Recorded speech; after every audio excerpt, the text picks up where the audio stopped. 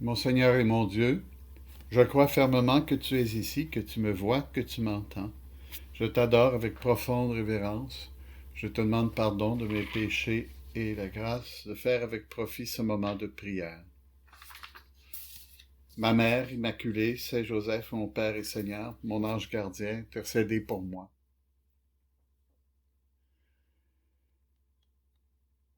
L'évangile qui nous est présenté aujourd'hui nous fait réfléchir sur l'intensité avec laquelle le Seigneur euh, développe sa mission au service des hommes. Lisons, si vous le voulez, le texte, parce que c'est très très court, on peut le lire, ça va nous permettre de le commenter d'une façon structurée. En ce temps-là, nous dit-on, Jésus revint à la maison, où de nouveau la foule se rassembla. Donc, il venait de partir, puis la foule se rassembla encore une fois. Si bien qu'il n'était pas possible de manger. Le Seigneur ne pouvait plus même trouver du temps pour manger. Les gens de chez lui, l'apprenant, vinrent pour se saisir de lui car ils affirmaient qu'il a perdu la tête. Bon. Le fait est que on ne reconnaît plus Jésus. Avant son baptême de Jean, un petit peu avant, peut-être avant Cana, Jésus se retrouve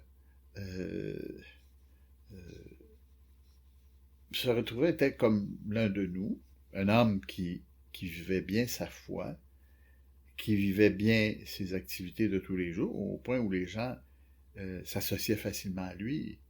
Ah, ça, c'était un homme extraordinaire, généreux, le fils de Joseph, pareil comme son père, enfin, tout ce qu'on pourrait dire. Et il fait un bon travail. On vantait ses charrues partout en Israël à l'époque. C'est les meilleures charrues en Israël, semble-t-il, d'après un père de l'Église. Soudainement, du jour au lendemain, ou presque, il devient comme une vedette. Et comme dans tous les cas où il y a des vedettes, il y a du placotage, c'est-à-dire les gens commencent à parler d'eux, on ne sait pas trop si c'est vrai ou pas, il y a une légende qui grandit autour du personnage, on entend des semblerait bien que, ou on dit que, il paraît que, et j'imagine que ceux qui étaient près de lui à Nazareth, en entendant parler de ce qui se passait à Capharnaüm, euh, euh, où il habitait avec Pierre, on entend dire toutes sortes de choses. Et là, on commence à se poser des questions. Et ça permet de comprendre ce petit bout de phrase à la fin. Les gens qui étaient de chez lui, on ne dit pas nécessairement ses parents, mais on soupçonne aussi que certains de ses parents, entre guillemets, de la parenté, s'inquiétaient parce qu'ils connaissaient très bien Jésus, affirmaient qu'il avait perdu la tête. Ce qui n'a pas empêché Jésus, d'ailleurs, de faire ce qu'il avait à faire. Les qu'en dira-t-on sont peut-être là, mais on doit continuer à faire ce qu'on sait que le Seigneur attend de nous. Le problème, c'est que, c'est vrai, Jésus a changé son style de vie. Dans les premiers moments de, de, sa, de sa vie, il était comme tout le monde, avec une famille, un homme religieux, exemplaire, dans l'accomplissement de la loi, et aussi d'une grande charité, d'un cœur d'or, un homme à qui on pouvait demander n'importe quoi, qui travaillait bien.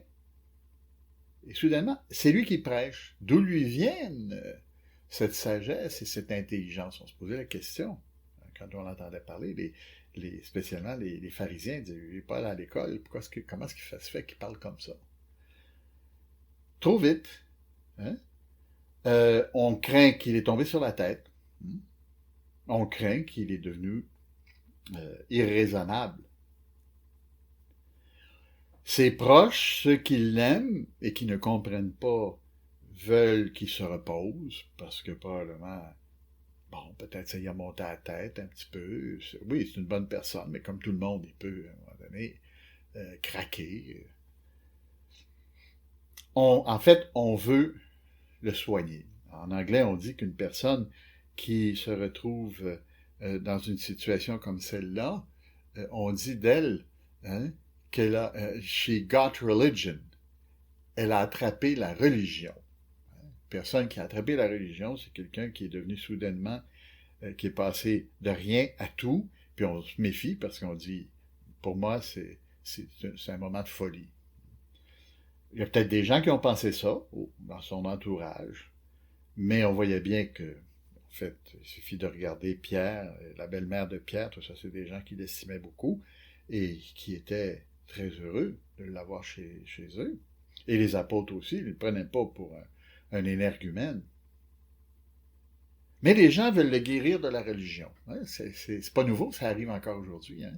Quelqu'un qui, à un moment donné, découvre quelque chose d'important dans sa vie, qui l'illumine, qui donne une nouvelle dimension à sa vie, ben cette personne-là, on se dit, oh, là, il est rendu trop philosophique, là, il y a un problème, il a trop lu, ou il a, je sais pas, est-ce qu'il prend de la drogue? Ça se peut pas, il n'était pas comme ça avant.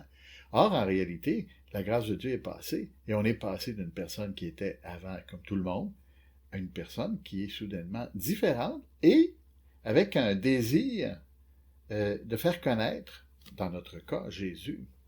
Alors, l'histoire est pas étrangère à ce qui peut nous arriver des fois. D'où lui vient cette sagesse, disait-on? Son père n'est-il pas Joseph, le menuisier? Il n'arrivait pas à saisir ce qui lui était arrivé. C'est logique aussi.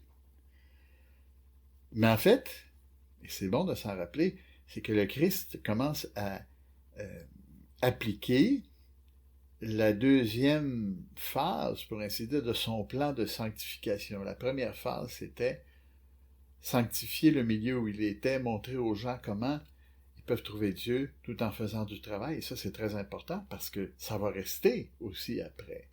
Mais là, il doit maintenant faire connaître qui est son Père, ce qu'il faut faire pour arriver à Dieu, comment faire repentance. Et éventuellement, il va donner sa vie pour nous, après nous avoir montré qu'il est notre meilleur ami. Évidemment, ça, c'est particulier à Jésus. C'est pas tout le monde qui peut faire ça. Mais aussi, le Seigneur nous montre qu'à un moment donné, Dieu peut rentrer dans notre vie et nous faire passer à une phase 2, où on devient plus spirituel. Et ça, c'est important. Même si on gagne notre vie dans le milieu du monde, à vendre des journaux, ou à recruter des joueurs de hockey, ou à préparer des repas, on peut se sanctifier dans ça. Hein? Et à un moment donné, une de ces personnes-là peut avoir une vocation, comme laïc ou comme prêtre. Hein? Un prêtre, ça se fait pas dans une éprouvette. Hein? C'est du monde avant qui était comme tout le monde. Puis là, soudainement, ben, il découvre une vocation. Puis là, ils disent, bon, ben là, je m'en vais au séminaire. Les gens, c'est, attends un instant, pense-y comme il faut. Là. Ou un gars qui décide de se marier. Hein? Une personne décide de se marier, puis c'est pas nécessairement le choix que nous, on aurait fait. Puis tout le monde commence à s'énerver. Du calme. À la lumière du Christ, les choses prennent leur vraie dimension. Et de temps en temps, précisément lorsqu'on voit ce que Dieu veut de nous, on doit donner un coup d'accélérateur. Très important. Un coup d'accélérateur pour que, à partir du moment où le Seigneur appelle, on veut répondre comme le jeune Samuel. Seigneur, me voici puisque tu m'as appelé. Et à ce moment-là, il n'y a pas de remède. On n'a pas de remède pour la vocation. Et on serait bien mal en point de vouloir donner un remède à une vocation que Dieu nous a donnée. Les gens disent, il a exagéré, là, franchement, là, comment se fait-il que celui-là...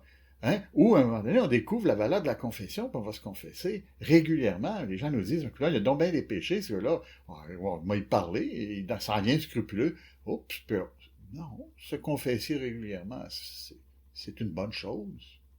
Et si la personne qui se confesse devient scrupuleuse, elle va se faire dire par le prêtre, va l'aider. C'est pas à nous à commencer à dire, ben là, attention, puis méfie-toi, les prêtres, hein, non.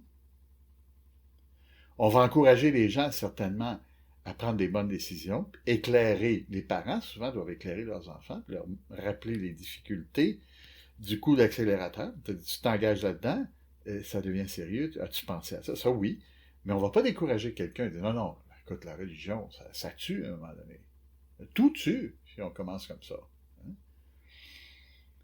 Les nouvelles lumières que le Seigneur peut nous donner, l'appel qu'il nous fait à nous sanctifier dans la vie de tous les jours ou dans une vie, disons, peut-être une vie consacrée ou dans le sacerdoce, ou comme laïc qui veut donner tout ce qu'il a reçu, ben, tout ça prend son sens hein, lorsque le Seigneur entre et qu'on le laisse rentrer.